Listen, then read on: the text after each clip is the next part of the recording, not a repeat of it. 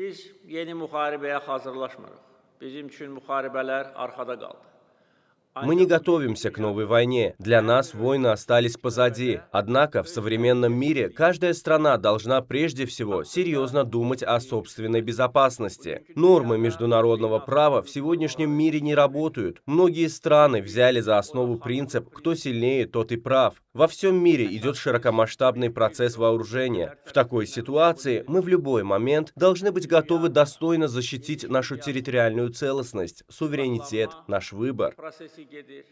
Belə olan halda biz hər an öz ərazi bütövlüyümüzü, suverenliyimizi, öz seçimimizi layiqincə müdafiə etmək üçün hazır olmalıyıq. Vətən müharibəsi dövründə hərbçilərimizin Во время Отечественной войны нашу победу обусловили профессионализм, героизм, самоотверженность наших военнослужащих, сплочение нашего народа в единый кулак. Да упокоит Аллах души всех наших шахидов. Их светлая память вечно будет жить в наших сердцах.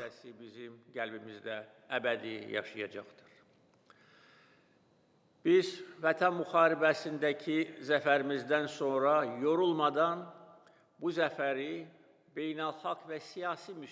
После нашей победы в Отечественной войне мы неустанно трудились над ее закреплением и подтверждением в международной и политической плоскости. И добились этого. Весь мир признает нашу победу и наглядно видит нашу правоту. Минская группа, получившая мандат на урегулирование армяно-азербайджанского конфликта, отправлена в архив истории.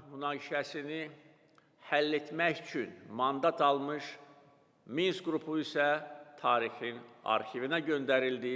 Beləliklə, Qarabağ münaqişəsi artıq Таким образом, Карабахский конфликт уже полностью снят с международной повестки дня. Как страна, одержавшая победу, мы протянули руку мира побежденной Армении, что также является проявлением нашей дальновидной политики. Bu da bizim uzaq görən siyasətimizin təzahürüdür. Biz əbədi müharibə Мы не намерены вечно воевать. Мы не заримся на земли других стран. Использовав оружие для восстановления нашей территориальной целостности, мы обеспечили свои суверенные права в рамках Устава ООН на основе резолюции Совета Безопасности ООН. BMT nizamnaməsi çərçivəsində, BMT Təhlükəsizlik Şurasının qətnamələri əsasında öz suveren hüquqlarımızı təmin etmişik.